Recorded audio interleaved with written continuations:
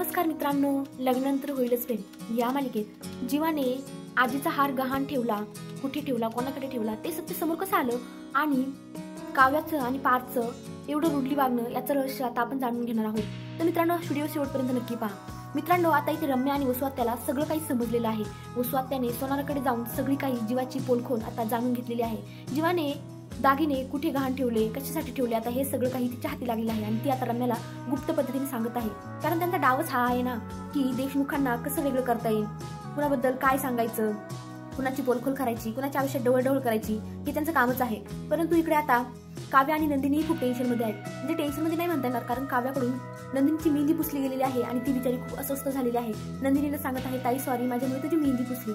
पण नंदिनी बोलत आहे की याआधीही या मोल्डमुळे मला खूप त्रास झालाय आणि आताही हा मोल्ड माझ्या हातावर पडला, त्याच्यामुळे जुन्या आठवणी आता ताज्या झालेल्या आहेत। पण आता नंदिनी सांगत आहे की मला आता आदित्य मिस्केबद्दल खूप राग यायचा, म्हणजे त्रास व्हायचा, पण आता मला त्रास होत नाही, कारण आता जीवा हळूहळू माझ्यामध्ये गुंतायला लागलेले आहे, कारण ती मिस्के त्यांच्या समोर येतच नाही। पण मित्रांनो, आता त्या बिचाऱ्या नंदिनीला कोण सांगणार की ती मिस्के म्हणजे तिची मिस काव्या ही बहीण आहे, कारण नंदिनीला अजून सत्य माहित नाहीये की मिस्के कोण आहे। परंतु नंदिनी जीवा त्याच्या पूर्ण भूतकाळाला विसरल्यामुळे तीही आता विसरून गेलेली आहे, तिला काहीच इंटरेस्ट नाही मिस्केबद्दल जाणून घेण्यात। तसंच असं माणसाने आयुष्यात तर आपल्या नवऱ्याच्या आयुष्यात आधी कोणतरी आहे, परंतु तो आता सगळं काही विसरलेला आहे, तर त्याला त्या गोष्टी विचारून पुन्हा त्रास देण्यात काहीच अर्थ नाही, कारण त्याला आनंदी कसं ठेवायचं हे आपल्या हातात असतं आणि त्याला आनंदी ठेवायचं काम ही आपली नंदिनी करत आहे। पण काव्या मात्र भरतीच टेन्शनमध्ये आहे, कारण तिला असं वाटतंय की माझ्या ताईला त्रास व्हायला नको, माझ्या भूतकाळामुळे तिचा वर्तमान काळ खराब व्हायला नको। परंतु कळत नकळत का होईना, पण काव्यामुळे नंदिनी थोडी का होईना पण त्रासात आपल्याला दिसत आहे। मित्रांनो, इकडे आता आजीचं वाढदिवस असल्यामुळे आजीचे दागिने पॉलिश करायचे असा विचार आता सगळेजण घरातले करत आहेत, त्यामुळे आता जीवाची पोलखोल होणार आहे। त्यामुळे जीवा खूप टेन्शनमध्ये पायऱ्यांवर बसलेला आहे आणि पार्थ बिचारा आता त्याच्याकडे पाहून त्याला विचारतो की जीवा, कसलं टेन्शन आहे का? मित्रांनो, भाऊ आहे शेवटी, भावाला कळणार नाही का की आपला भाऊ टेन्शनमध्ये आहे? त्याच्या चेहऱ्यावर स्पष्ट दिसत आहे, एकदम नर्वस, नाराज, टेन्शनमध्ये त्याचा चेहरा अगदी गंभीर दिसत आहे, वातावरणामध्ये सुद्धा गंभीरता आहे।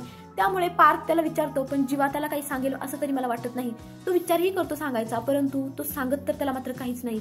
परंतु आता त्याने न सांगितल्यामुळे घरात किती मोठं वादळ येणार आहे याचा विचार तो आता करू सुद्धा शकत नाही, कारण आता इथे आजीच्या साडीमुळे पार्थ आणि काव्या एकत्र येत आहेत, हळूहळू दोघांमध्ये जरा थोडं जवळीक वाढत आहे।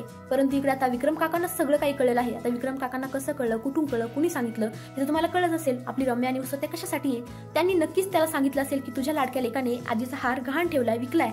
तर आता विक्रमला कळलेलं आहे आणि जेव्हा बोललं जातं की आजीच्या पुढे हा हार ठेवण्यात नाही आला, तेव्हा विक्रम बोलतो की अगं नंदिनी, तुझ्या ह्या लाडक्या नवऱ्याने आजीचा हार विकून आणलाय, विकून खाल्लाय। बाप रे, आता विक्रमला तरी कोण सांगणार की त्या लाडक्या नवऱ्याने कुणासाठी सर्व काही केलं? त्याला निकम्मा, निर्लज्ज सगळं काही बोललं जातं। परंतु मलाही जीवाची खूप दया येत आहे, जीवा आता सगळं काही सहन कसं करू शकेल, कारण त्याने नंदिनीसाठी सर्व काही केलं। नंदिनीला आनंद निवास परत मिळवून देण्यासाठी त्याने त्याच्या लाडक्या आजीचे दागिने गहाण ठेवले।